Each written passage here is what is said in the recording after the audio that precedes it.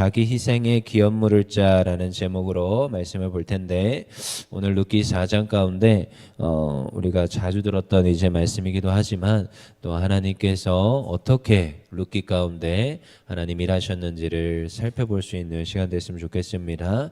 우리 룻기 4장에 보면 이제 보아스가 이제 이 기업 무르는 것을 이제 보게 되지요. 기업을 무른다라는 것은 우리가 이제 이 룻기를 특히 이제 고대 근동 가운데 이 기업 무르는 제도에 대해서 이해하셔야 되는데, 우리나라는 뭐 이런 게 없습니다. 근데 이제 이 당시에는 이제 워낙에 척박하고 워낙에 이제 또 여자들의 생계에 대한 문제도 있고, 그리고 땅이라는 이 기업이라는 것에 대한 또 여러 가지 그 신학적 바탕들이 있다 보니까 이런 기업 물을 자라는 제도가 있었고, 이 기업이 물러지지가 않으면 사실은 그 집안은 끊어졌다, 망했다고 보는 게 맞습니다. 망했다. 근데 이제 기업을 하나님께서 누구를 통해서요? 보아스를 통하여서 이어지게 해주시는 거죠. 근데 이제 이 기업 무른다는 거에 대해서 우리 한번 좀 살펴볼 수 있길 원합니다. 우리 4장 1절입니다. 읽어보겠습니다. 시작. 보아스가 성문으로 올라가서 거기 앉아 있더니 마침 보아스가 말하던 기업 물을 자가 지나가는지라. 보아스가 그에게 이르되 아무개여 이리로 와서 앉으라 하니 그가 와서 앉음에, 자 1순위 기업 물을 자가 누구라고요? 아무개입니다. 아무개. 이 아무개는 뭐 히브리어로 보면 그냥 이름 없는 자, 익명의 사람, 그냥 이게 맞는 말인데 한국어로 번역을 하다 보니까 아무개여 이리로 오라 이제 하는 거죠. 그냥 지나가던 그냥 누군가예요. 후예요. 후. 그냥 누군가 everything, 어떤 사람이라는 거죠. 근데 이제 그 사람을 이름은 일단 성경이 기록을 안 하고 있습니다.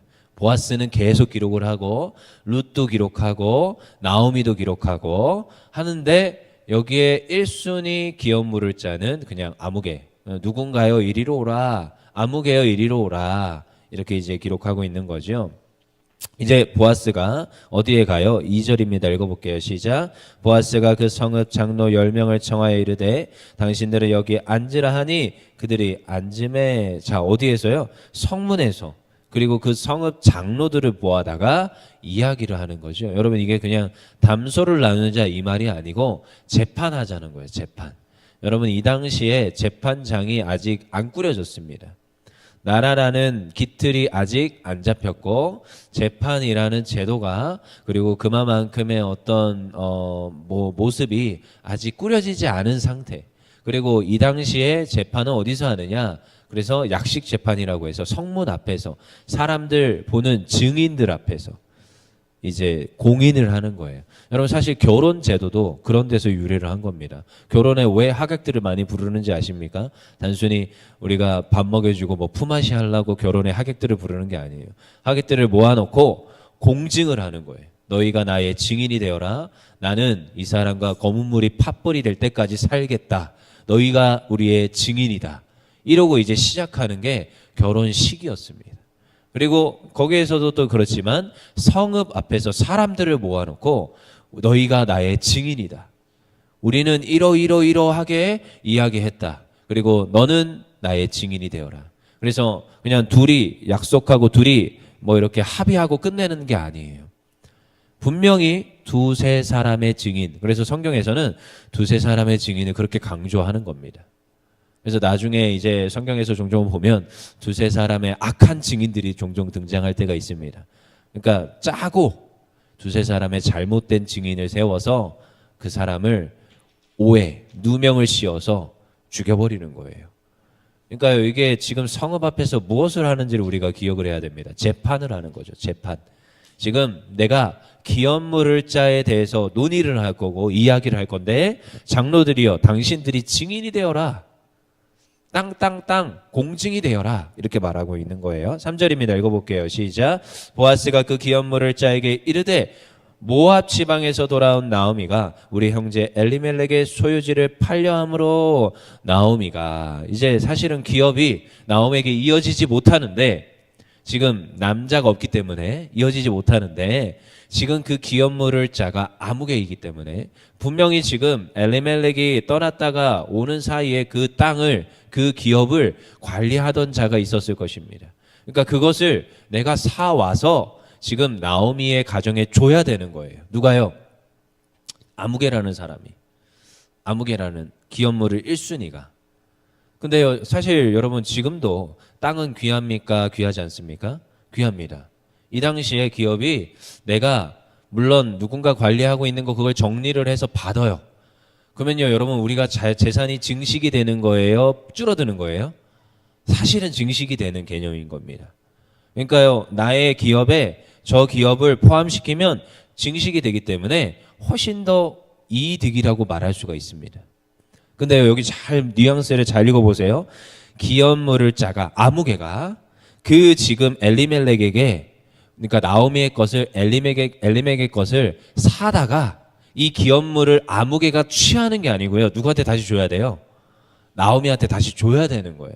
자, 이러면은 뭐가 되는 거예요? 마이너스가 되는 거예요. 이득이 아니에요. 그러니까 여러분 이제 여기서는 이득이 아닌 겁니다.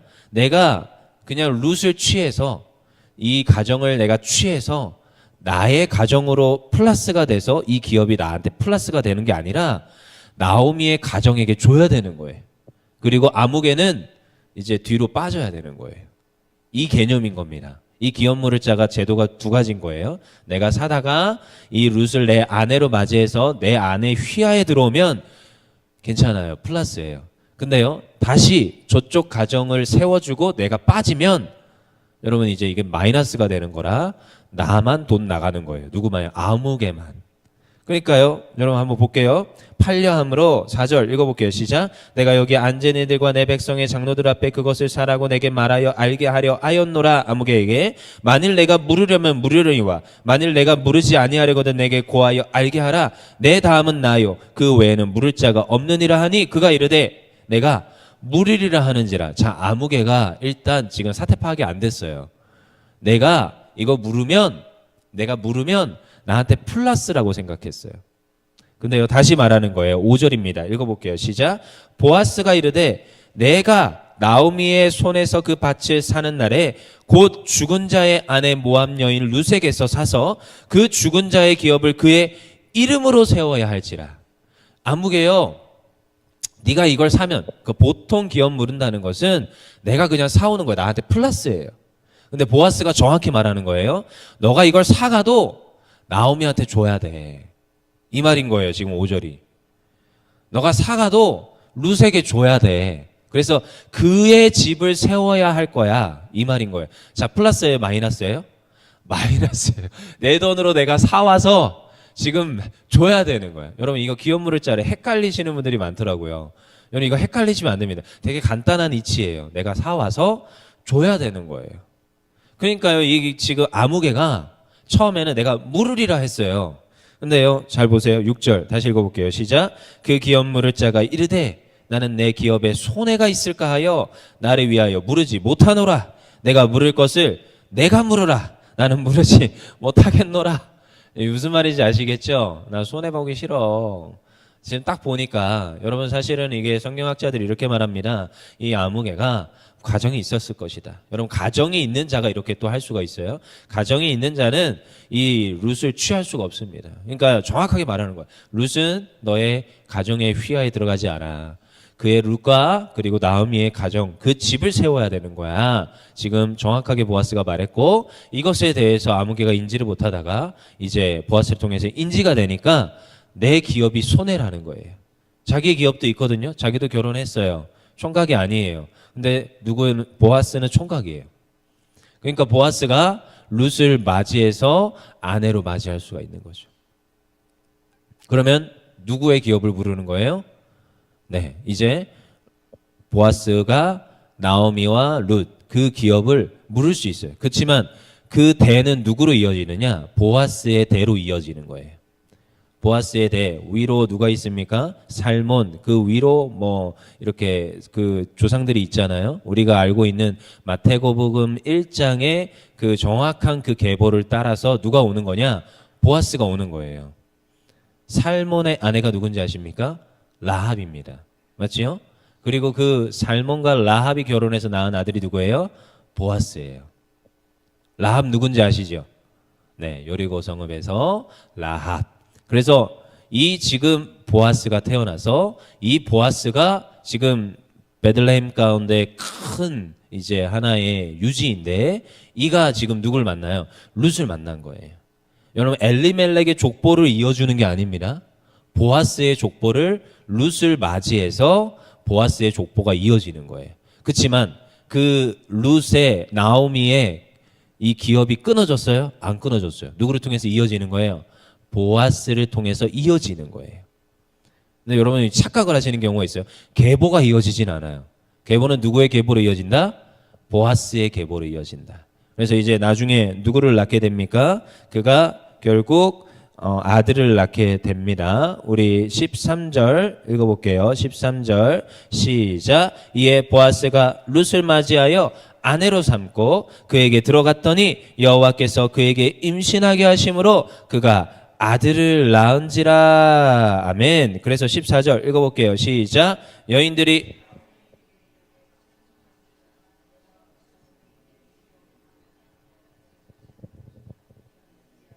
그 아이 이름이 이스라엘 중에 유명하게 되기를 원하노라. 아멘. 그래서 오벳을 낳아서 이 오벳이 굉장히 그 이제 나중 가운데 이름이 유명해지길 원하노라 하였습니다. 그래서 사실은 나오미가 내가 슬픔이라 하였지만 그는 다시 본 이름대로 기쁨을 누리게 되는 거예요. 기업이 끊어졌다 안 끊어졌다? 안 끊어졌다는 거예요. 그래서 15절에 이는 내 생명의 회복자요 내 노년의 본향자라 곧 너를 사랑하며 7 아들보다 귀한 내 며느리가 낳은 자로다 하니 나오미가 아기를 받아 품에 품고 그의 양육자가 된지라. 그리고 17절 읽어볼게요. 시작. 그의 이웃 여인들이 그에게 이름을 지어주되 나오미에게 아들이 태어났다 하여 그의 이름을 오벳이라 하였는데 그는 다윗의 아버지인 이새의 아버지였더라. 아멘. 그래서 이 지금 보아스의 계보에 대해서 정확하게 18절부터 말하고 있습니다. 18절 읽어볼게요. 시작. 베레스의 계보는 이러하니라. 베레스는 헤스론을 낳고 헤스론은 람을 낳고 람은 암미나답을 낳았고 암미나답은 나손을 낳았고 나손은 살못을 낳았고 살못은 보아스를 낳았고 보아스는 오벳을 낳았고 오벳은 이셋을 낳고 이셋은 다윗을 낳았더라. 아멘. 여러분 이렇게 하여서 결국 누구예요? 보아스를 통하여서 다윗이 오게 되는 이 마태복음 1장의 계보가 완성되게 되는 것입니다. 여러분 근데 저는 이 기업물을 자에 대해서 이제 제가 요 앞에 서기 위해서 이제 열심히 성경을 보겠지요. 근데 성경을 보면서 참 하나님의 참 은혜 가운데 알게 되고 깨닫게 되는 것 중에 누구냐? 하나님께서 이 지금 앞에 있는 이제 다윗 전의 계보 가운데 하나님 세우시는 계보의 역사를 잘 보세요. 물론 이제 뭐 전복의 역사라고도 하는데 여러분 첫째를 안 세웁니다. 꼭 찾아. 그리고 둘째 이런 사람들을 세울 때가 있고 또 어떤 자를 세우느냐? 자기의 희생을 한 사람을 세워요. 뭐 그 중에 이제 한 사람을 예를 들어 볼까요? 이삭과 이스마엘. 여러분 누가 첫째입니까? 원래 이스마엘이 첫째입니다. 먼저 태어났잖아요. 근데 이스마엘이 장자에 그리고 하나님의 계보에 들지 못합니다. 이삭을 통해서 하나님 살아 역사하지요. 그리고 이제 쭉 가볼까요? 유다, 르우벤. 결국 계보로 누구로 이어집니까? 유다로 이어집니다. 근데요, 이삭과 유다의 공통점이 있습니다. 이삭은 자기 희생한 자예요. 하나님께서 이삭을 바치라 하실 때 아브라함을 통하여서 이삭을 바치게 되지요. 근데요, 그때 분명히 우리는 이삭이 충분히 성장하였고 그것을 거절할 수 있었다는 것을 우리가 압니다. 하지만 그는 아브라함과 동행하고 순종합니다. 물론 아브라함이 순종하였지만 이삭도 순종해요. 자기 희생. 여러분 유다는 자기의 동생을 살리고자 자기가 잡히기를 택했던 이에요. 여러분 왜 유다를 통하여서 기업을 무르게 할까? 왜 계보가 이어지게 할까? 전 많은 생각을 했었거든요. 근데요, 하나님께서 이삭과 유다, 하나님 정확하게 일하시더라고요. 그리고 계보 가운데 보아스의 아빠 살몬이지요. 살몬도 누구와 결혼했다고요? 라합. 라합도 자기 희생의 사람입니다. 그 정탐권을 숨겨주며 자기가 위험에 처할 수밖에 없었음에도 불구하고 하나님은요 정확하게 그 많은 아들 중에 살몬을 통하여서 계보를 잇게 하십니다. 여러분 오늘도 보아스를 통하여서 계보를 잇게 하시는데 이 보아스가 어떤 자냐? 기업 무르는 자예요. 여러분 아무개와 보아스의 차이점이 명확합니다. 아무개는 뭐 하고 싶지 않아요? 손해보고 싶지가 않아요. 자기는 자기 희생을 하고 싶지가 전혀 않아요. 자기에게 유익이 안 돼요. 나는 기업을 무르지 못하겠노라. 네가 무르라. 자, 보아스도요. 처녀 맞이하는 게 낫습니다. 물론 룻이 처녀라고 할 수 있겠습니까? 자녀가 없으니까 그럴 수도 있겠지요. 그렇지만 아닙니다. 그는 결혼한 자입니다. 보아스가 그 지역 가운데 유지이고 그는 땅도 있고 수많은 소녀와 소녀가 있는 그 지역 가운데 풍족한 자예요. 얼마든지 잘 결혼할 수 있고 얼마든지 아주 좋은 가정을 꾸릴 수 있습니다. 근데 누구를 맞이해요? 룻을 맞이해요. 하나님 너무 신기하더라고요.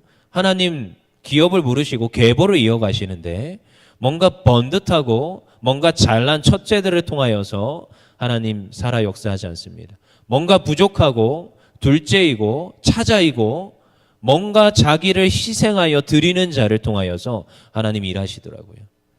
높은 자를 통해서 일하는 게 아니라 낮은 자를 통하여서 일하고 교만한 자를 통하여서 일하는 것이 아니라 자기를 내어드리고 겸손한 자를 통해서 하나님 일하십니다.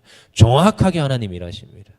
하나님 택하셨고 하나님 정하셔서 하나님 이렇게 했어요가 아니라 계보를 제가 면밀하게 살펴봐도 하나님 이삭을 통하여 유다를 통하여 라합의 계보를 통하여 보아스를 통하여 일하시더라는 거예요.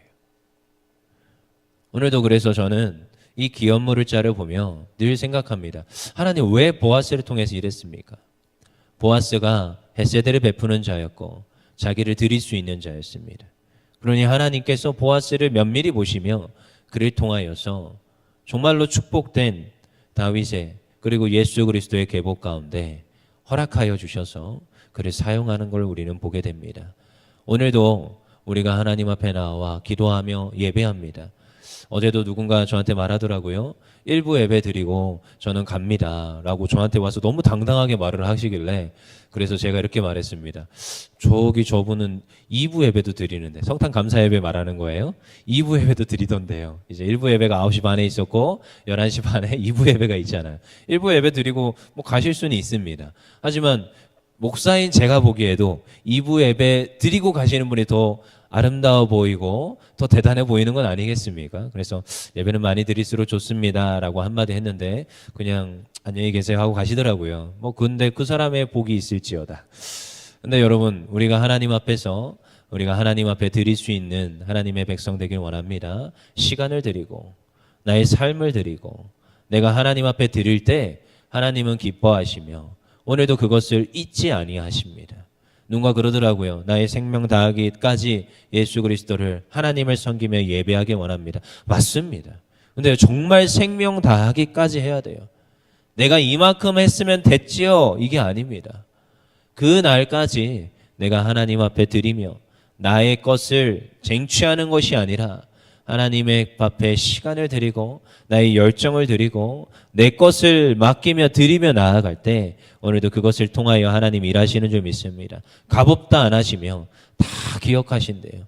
그 상급은 쌓이는 줄 믿고 하나님 허락하여 주시는 줄 믿습니다. 그리고 그런 자들을 통하여서 이 땅 가운데서도 살아 역사하시고 일하시는 줄 믿습니다.